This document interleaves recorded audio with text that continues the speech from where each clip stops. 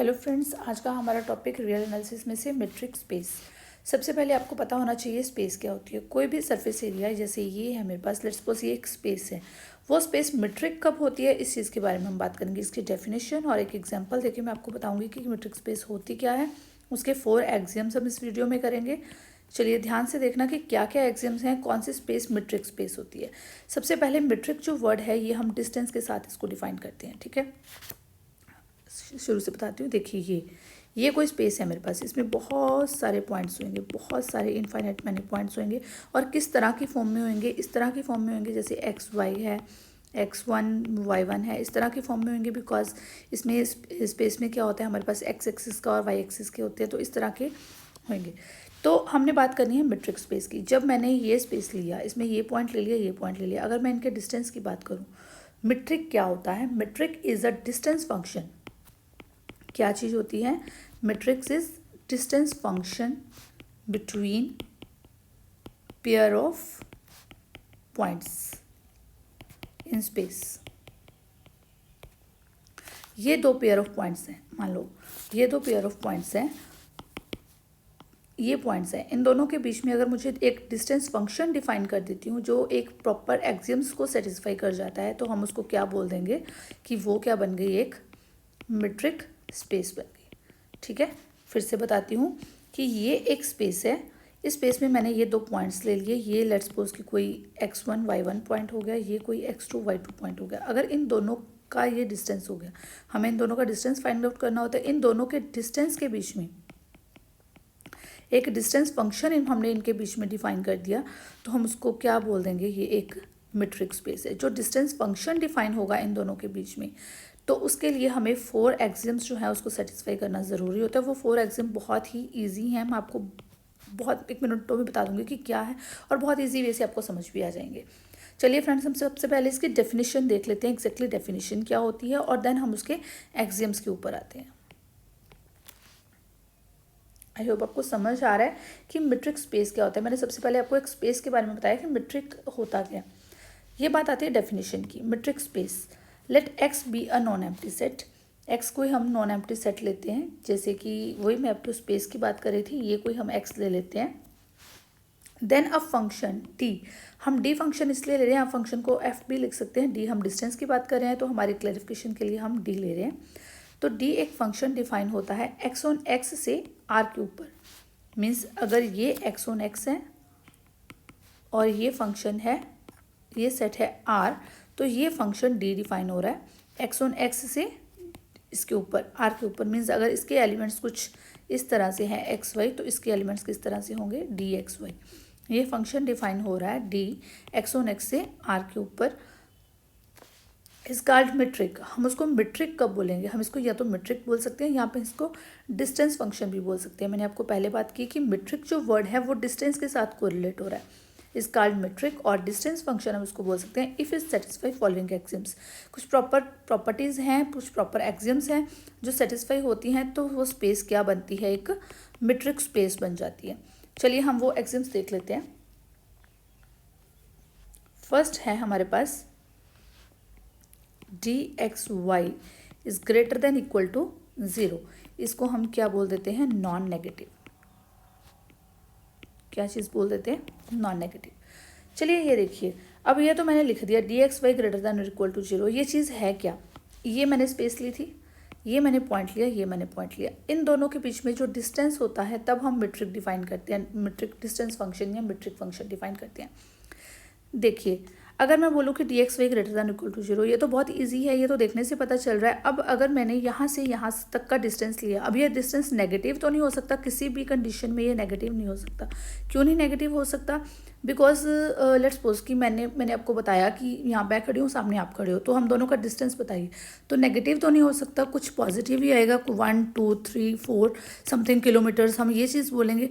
या फिर हम ये बात बोल सकते हैं कि अगर हम एक ही स्पेस पे खड़े हैं, ये स्पेस है, हम ये इसी जगह पे खड़े हैं, मीन्स ये पॉइंट्स का इसी पॉइंट के साथ हमने डिस्टेंस लेना है, तो हम इसको 0 बोल सकते हैं। बट हम ये तो नहीं बोल सकते कि ये पॉइंट जो है, इनका डिस्टेंस जो है ये नेगेटिव हो गया। नेगेटिव डिस्टेंस कभी नहीं आ सकता। तो ये प्रॉपर्टी बहुत ईजी होगी आपके लिए कि जो डिस्टेंस फंक्शन की ये जो डी एक्स वाई वैल्यू है greater than equal to zero ये नॉन नेगेटिव होगा, ठीक है। अगर हमने सेम पॉइंट का, लेट्स सपोज जैसे ये है तो हमने सेम पॉइंट का सेम पॉइंट के साथ भी ले लिया तो इक्वल टू ज़ीरो आ सकता है, तो इसलिए हमने यहाँ पे greater than equal to sign use किया है। इसको हम इस साइन को क्या बोलते हैं, greater than equal to, means या तो ये ज़ीरो हो सकता है या फिर ये ग्रेटर देन ज़ीरो होगा, ठीक है। ये ज़ीरो किस केस में हो सकता है, अगर वो पॉइंट्स अगर इक्वल आ जाते हैं तब वो ज़ीरो हो सकता है। ये हमारी सेकेंड प्रॉपर्टी है। सेकेंड प्रॉपर्टी में हम आते हैं, हमारी कंडीशन है D X Y is equal to zero if and only if X is equal to Y. ये तो और भी ईजी है, ये देखिए इस तरह से हम इसको डिफाइन कर रहे हैं, ठीक है। ये पॉइंट हमने लिया और ये पॉइंट हमने लिया, एक्स और वाई ये कुछ पॉइंट्स हमने ले लिए।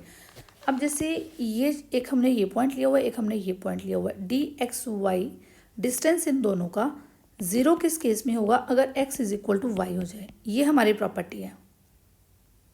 ये एग्जाम में हमने क्या शो करना है कि डिस्टेंस तभी ज़ीरो आएगा जब X is equal to Y हो जाए। ये तो चीज़ है कि ये डिस्टेंस तभी आएगा, ये जैसे डिस्टेंस है, अगर ये पॉइंट्स का दोनों का डिस्टेंस है, अगर ये वाला पॉइंट चलता चलता चलता चलता चलता इसी पॉइंट के ऊपर आ जाए तब हम कहेंगे कि इन दोनों का डिस्टेंस जो है क्या हो गया, ज़ीरो हो गया, ठीक है। अदरवाइज इन दोनों का डिस्टेंस कुछ ना कुछ तो डिस्टेंस आएगा, वो भी पॉजिटिव में आएगा, 1 2 3 4 समथिंग कुछ तो डिस्टेंस आएगा। तो हम डिस्टेंस फंक्शन को किस टाइम पे ज़ीरो बोलेंगे, डी डी एक्स वाई कब ज़ीरो आएगा, जब इन दोनों का पॉइंट का सेम यानी कि X is equal to Y हो जाए, तब हम इसको क्या बोलेंगे कि डी एक्स वाई क्या है, ज़ीरो है। इसी केस में इफ़ एंड ओनली इफ़ यहाँ पे यूज़ हुआ है, जब हमने D X Y is equal to zero तब बोलेंगे जब X is equal to Y हो। और इसी केस में लेट्स सपोज कि X is equal to Y है, तो हम बोल देंगे कि इन दोनों का जो डिस्टेंस है, मीन्स अगर एक्स भी वही है वाई भी वही चीज़ है, तो इन दोनों का जो डिस्टेंस फंक्शन है वो ज़ीरो आ जाएगा, बिकॉज ये दोनों एक दूसरे से अलग हैं ही नहीं, ये तो सेम पॉइंट है। तो हम इन दोनों को क्या बोल देंगे कि इन दोनों के बीच में डिस्टेंस है ही नहीं। ये आपको ईजी हो रहा है, समझ आ रही है सारे को।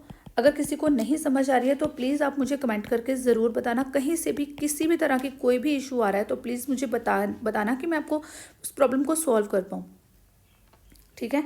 आई होप आपको ये अच्छी तरह से समझ आ रहा है, तो प्लीज़ लाइक कर दीजिए मेरी वीडियो को और चैनल को सब्सक्राइब कर लीजिए, बिकॉज मैट्रिक स्पेस से रिलेटेड बहुत सारी वीडियोस और भी आने वाली हैं, तो आपको नोटिफिकेशन मिल जाएगा इसलिए मैं कह रही हूँ कि आप सब्सक्राइब कर लीजिए मेरे चैनल को, ठीक है।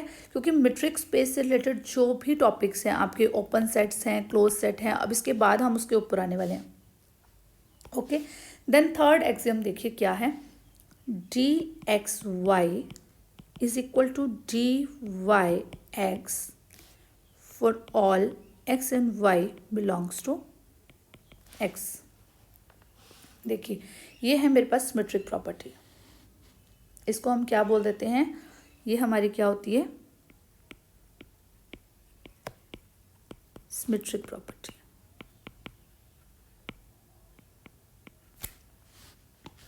ये देखिए D X Y is equal to D Y x.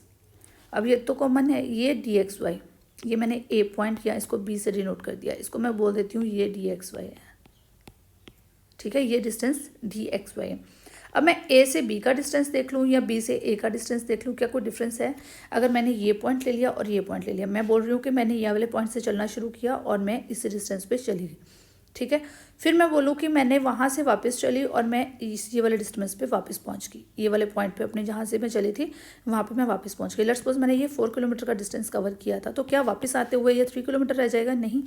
इसीलिए ये डिस्टेंस फंक्शन में क्या हो गया, ए से बी तक का जो डिस्टेंस था डी एक्स वाई, जब हम वापस आ रहे हैं वाई से तो डी वाई एक्स के इक्वल होगा। ये तो है, कॉमन सेंस है।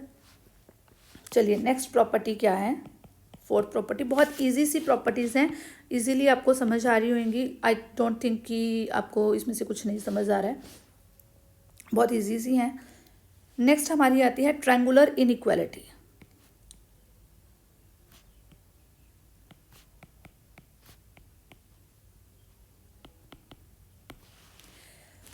अब आपको हमेशा से पता है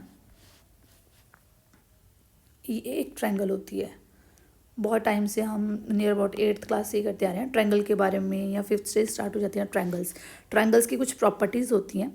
ट्रायंगल की जो एक साइड होती है, ये एक साइड होती है ट्रायंगल की, अगर इसको हम इसका डिस्टेंस देखते हैं या हम इसकी लेंथ की बात करते हैं, ये दोनों साइड्स की लेंथ को अगर हम प्लस कर देते हैं तो इससे लेस होगी, ये चीज़ होती है ट्रायंगल्स में।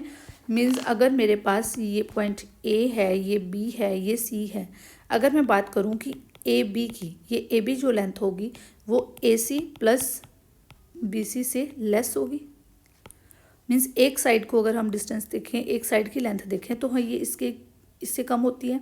ये चीज़ तो आपको पता है ना, या तो इन दोनों को प्लस करने से इक्वल आ जाती है या फिर लेस हो जाती है। ठीक है, अगर नहीं पता है तो मैं आपको ये चीज़ बता रही हूँ। ए बी और सी, ए से बी का डिस्टेंस जो होता है वो ऑलवेज, बिकॉज हम भूल जाते हैं, बहुत पुरानी बात हो जाती है, ए सी प्लस बी सी से कम होती है। ठीक है, अब यही चीज़ यहाँ पे ट्रायंगुलर इनइक्वालिटी में शो करती हुई है। देखिए क्या शो किया हुआ है। अब मैंने ये पॉइंट्स हैं यहाँ पे, ये 2 पॉइंट्स ऑलरेडी मेरे पास हैं, एक 3 पॉइंट मैं ये ले लेती हूँ, ये एक ट्रायंगल ड्रॉ हो गई। ठीक है, तो ये पॉइंट्स लेट्स सपोज मेरे पास एक्स एंड वाई हैं, ये पॉइंट्स वाई एंड जी हैं, और ये पॉइंट जी एंड एक्स, इस तरह से। ठीक है, ये एक्स है, ये वाई है, ये जी है, इस तरह से कुछ पॉइंट्स हैं। तो जो डिस्टेंस होगा डी एक्स वाई, ये वाली ट्रायंगल इनइक्वालिटी में क्या होगा, जो ये डिस्टेंस होगा D X Y will be less than equal to D X Z plus D Y C, Z G Y हम इसको बोलते हैं। ये तो क्लियर हो गया आपको किस तरह से। मैं लिख देती हूँ इसको ऐसे, D X Y will be less than equal to D X G plus D G Y for all X Y and G belongs to X. ये सारे कहाँ से हैं, D X Y N C X के ऊपर, x set के element से। देखिए आई डोंट थिंक कि कोई रहेगी कोई प्रॉब्लम। चलिए मैं आपको दोबारा बता देती हूँ। ये ट्रायंगल बन रही है, ट्रायंगल में अगर ये एक्स वाई जी हैं, तो अगर मैं एक्स और वाई के डिस्टेंस की बात करती हूँ तो इन दोनों के प्लस के लेस देन इक्वल टू होगा। लेस देन इक्वल टू का मतलब है कि इन दोनों का जो डिस्टेंस है, अगर ये एक्स वाई है, ये जो डिस्टेंस है इन दोनों को प्लस करने पे या तो इक्वल आ जाएगा या फिर उससे कम होगा, इससे ज़्यादा नहीं हो सकता। ठीक है, ये प्रॉपर्टीज़ हैं। चलिए फर्स्ट प्रॉपर्टी थी D X Y greater than equal to zero. मैं फिर से आपको बताती हूँ D X Y greater than equal to zero क्यों होता है। बिकॉज एक पॉइंट से दूसरे पॉइंट पे कहीं भी हम जाते हैं तो ज़्यादा से ज़्यादा हम उसी पॉइंट के ऊपर खड़े रह सकते हैं, इससे नेगेटिव नहीं हो सकती। तो ये डिस्टेंस जो है वो क्या होगा, पॉजिटिव होगा। ओके, यही चीज़ इसमें शो की हुई है। अगेन मैं आपको बता रही हूँ, D X Y is equal to zero if and only if X is equal to Y. किस केस में ये डिस्टेंस जीरो आता है, बिकॉज अगर हम उसी पॉइंट के ऊपर होते हैं, यानी कि अगर X is equal to Y आ जाता है तो उस केस में क्या होगा, डिस्टेंस जीरो होगा। D X Y is equal to D Y X, means अगर हम यहाँ से इस पॉइंट के ऊपर जा रहे हैं, यहाँ से इस पॉइंट के ऊपर आ रहे हैं, तो डिस्टेंस जो है वो ऑलवेज सेम होगा। ठीक है, ये आपको समझाने के लिए है ये सारी चीज़। नेक्स्ट हम आते हैं ट्रायंगुलर इनइक्वालिटी के ऊपर। वो चीज़ ऑलरेडी मैं आपको बता चुकी हूँ कि अगर हम इसके सम की बात करते हैं तो इन दोनों का सम अगर कर देते हैं तो लेस देन इक्वल टू होता है। ठीक है, यानी कि अगर हमने इसकी बात की तो ए बी सी की अगर हम बात करते हैं तो ए बी का जो होता है वो A C plus B C less than equal to होता है। ठीक है, ये चीज़ आपको समझ आ गई। आई होप आपको ये चीज़ अच्छी तरह से, बहुत अच्छी तरह से समझ आ गई है। अब आपको याद क्या रखना है इसमें, ओनली ये 4 एक्सियम्स याद रखने हैं कि किसी भी स्पेस को मीट्रिक स्पेस बनने के लिए ये 4 एक्सियम्स जो है सेटिस्फाई होने चाहिए, तब हम उसको क्या बोल सकते हैं, that is the metric space. ठीक है, ये 4 एक्सियम्स हैं, ओनली ये 4 एक्सियम सेटिस्फाई होने चाहिए। देखिए फ्रेंड्स, अगर आपको ये अच्छी तरह से समझ आ गया है तो ध्यान से इसको एक बार और देख लीजिए। अगर आप 1-2 बार इसको देखते जाएंगे तो आपको ये अच्छी तरह से पता चलना चाहिए। बिकॉज ये अगर एग्जाम्स आपको पता चल जाते हैं तो इसकी जो जितनी भी एग्जाम्पल्स हमने आगे करनी है, आगे हमने इसकी एग्जाम्पल्स करनी है या फिर और भी बहुत सारे थ्योरम्स करनी है इसके रिगार्डिंग, या सेट्स के बारे में बात करनी है, तो ये चीज़ हमारा इंपॉर्टेंट रिजल्ट्स हैं, ये यूज़ होने वाले हैं। तो आपको सबसे पहले ये अच्छी तरह से पता होना चाहिए। तो मेरी सजेशन यही होगी कि आप 3-4 टाइम्स 5 टाइम्स ये वीडियो को देख लीजिए कि आपको पता चले कि मतलब मीन्स आपको सोचना ना पड़े कि एग्जाम्स हैं क्या, आपके माइंड में वैसे ही बैठ जाएंगे कि एग्जाम्स हैं क्या प्रॉपरली। ठीक है, चलिए आगे हम बात करते हैं। ये 4 एग्जाम सेटिस्फाई हो गए तो हम इसको क्या बोल देंगे, देन डी इज मीट्रिक। हम उसको क्या बोल देंगे, D is metric on x. और जो ये एक्स डी, इस तरह से ये जो बन जाएगा इसको हम क्या बोलेंगे, इस तरह से हम एक मेट्रिक स्पेस को डिनोट करते हैं, D X T is called a metric space. 4 axioms को सेटिस्फाई करने के बाद ये एक स्पेस क्या बन जाएगी, मेट्रिक स्पेस बन जाएगी। ठीक है, ये स्पेस क्या बन जाएगी, मेट्रिक स्पेस बन जाएगी।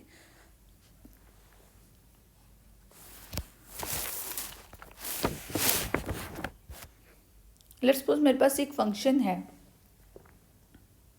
इस तरह से x माइनस वाई की फॉर्म में। मैंने इसको बताना है कि एक मेट्रिक स्पेस है। जैसे ये है डिस्टेंस x माइनस वाई, ये एक मेट्रिक स्पेस है। इसकी अगर मैं 4 एक्सियम्स को सेटिस्फाई कर दूंगी, ये एक एग्जांपल है मेट्रिक स्पेस की। ये स्पेस में x minus Y, this is a metric space. किस तरह से ये मेट्रिक स्पेस है, ये एक एग्जांपल हम आगे जाके करेंगे। नेक्स्ट वीडियो में मैं आपको ये एग्जांपल के बारे में प्रॉपरली बताऊंगी। ठीक है, फॉर नाउ आपको ये डेफिनेशन मैंने आपको बता दी है, बिकॉज आपको डेफिनेशन अगर अच्छे से पता होगी तब मैं आपको एग्जांपल करवाऊंगी। अगर मैंने अभी आपको एग्जांपल करवानी शुरू कर दी तो फिर आपको ना तो ये डेफिनेशन समझ आएगी और ना ही वो एग्जांपल समझ आएगी। इसलिए फ्रेंड्स मैं आपको यही सजेस्ट करूँगी कि आप ये डेफिनेशन को अच्छी तरह से रिवाइज कर लीजिए और ये एक्सियम्स को बस आपको एक बार देखना ही है जस्ट, बिकॉज मैंने बड़ी अच्छी तरह से आपको समझा दिया। अगर ये एग्जाम्स हैं इसमें अगर फिर भी आपको any problem, do you have any problem, you can comment me in comment box। मैं आपकी हेल्प करने के लिए रेडी हूँ। Thank you friends, have a nice day, subscribe for updates.